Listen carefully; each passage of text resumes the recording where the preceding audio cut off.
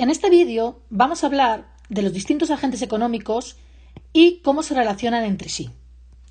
Los agentes económicos son los responsables de tomar decisiones. Toman decisiones económicas, es decir, ¿qué hacen con sus recursos que son escasos para maximizar su satisfacción o su utilidad? Los agentes económicos los vamos a dividir en tres grandes grupos. En primer lugar están las familias o economías domésticas, que lo que pretenden es satisfacer su felicidad individual, es decir, van a consumir aquello que les dé mayor satisfacción.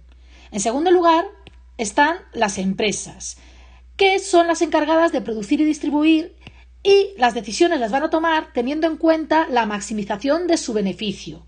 Y en tercer lugar está el sector público, que es el encargado de legislar y regular, aparte de proveer ciertos bienes y servicios públicos, y su objetivo es maximizar el bienestar de la sociedad.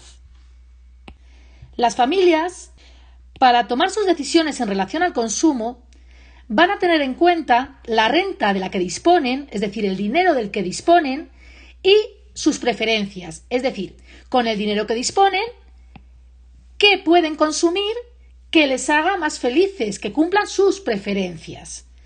Por otra parte, las empresas, en su función de producción y distribución, van a intentar maximizar el beneficio. Por lo tanto, deben tener en cuenta cuánto esperan vender y cuáles son sus costes. Y por último, el sector público debe velar por el buen funcionamiento de la sociedad. Para ello, debe maximizar la utilidad de la sociedad y tiene que tener en cuenta cuál es el presupuesto con el que cuenta y cuáles son las preferencias de la sociedad. Por último, vamos a hablar del flujo circular de la renta. El flujo circular de la renta es una representación gráfica donde se muestran las relaciones que tienen los distintos agentes económicos, es decir, muestra cómo los distintos agentes económicos se relacionan entre sí.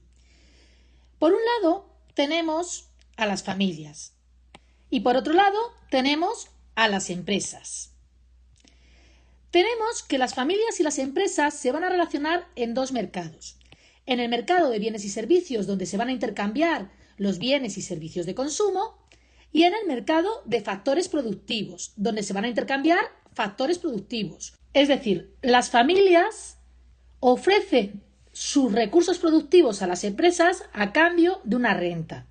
Ofrecen su mano de obra a cambio de un salario, o ofrecen las tierras que tienen disponibles a cambio de alquileres, o ofrecen el capital que tienen disponible a cambio de un interés.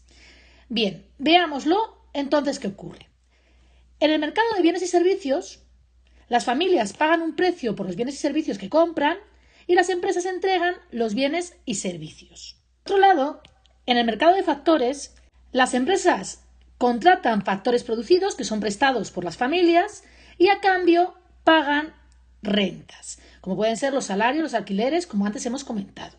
Esto sería el flujo circular de la renta de una economía sin sector público, pero las economías tienen sector público. Por lo tanto, si hubiera sector público, el sector público, si no produce bienes y servicios, que en la realidad los produce, normalmente la relación que tiene con las familias es que las familias pagan impuestos y a cambio recibe transferencias del sector público. Transferencias que, por ejemplo, pueden ser pues las becas de estudios o puede ser una prestación de desempleo o una pensión.